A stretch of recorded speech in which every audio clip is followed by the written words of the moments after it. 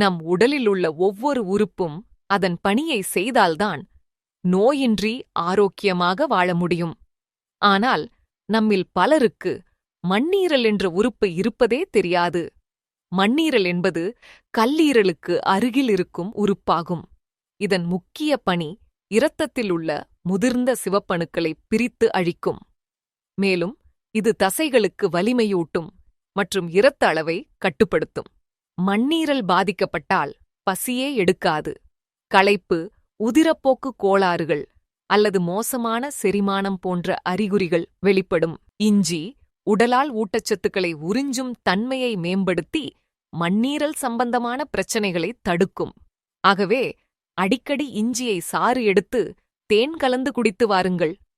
குடைமிளகாய் மண்ணீரலில் உள்ள வீக்கத்தை சரிசெய்யும். உங்களுக்கு அடிவயிற்றிற்கு மேல் சிறிது வலி ஏற்பட்டால் குடைமிளகாயை சாப்பிடுங்கள். இதனால் அதிலுள்ள வைட்டமின்கள் மற்றும் கனிமச்சத்துக்கள் மண்ணீரலின் ஆரோக்கியத்தை மேம்படுத்தும்.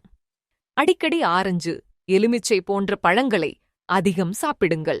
செம்பருத்தி வேர் செம்பருத்தி செடியின் வேர்பொடியுடன் சரிசம அளவில் கல் உப்பை சேர்த்து சிறிது தண்ணீர் ஊற்றி பேஸ்ட் செய்து அதனை சிறு உருண்டைகளாக பிடித்து வெயிலில் உலர்த்த வேண்டும். இதனை தினமும் இருவேளை உட்கொண்டு வர மண்ணீரல் சம்பந்தமான பிரச்சனைகள் நீங்கும்.